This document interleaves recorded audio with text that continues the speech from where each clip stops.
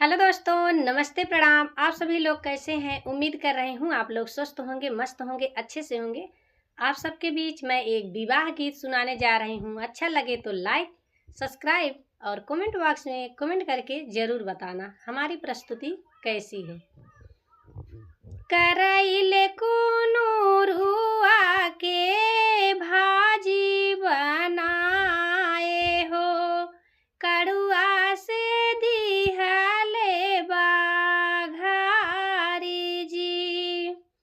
एक ही कांवर जाऊ जेउता मोरे रामा हो, जेवना सुफल होई जाई जी।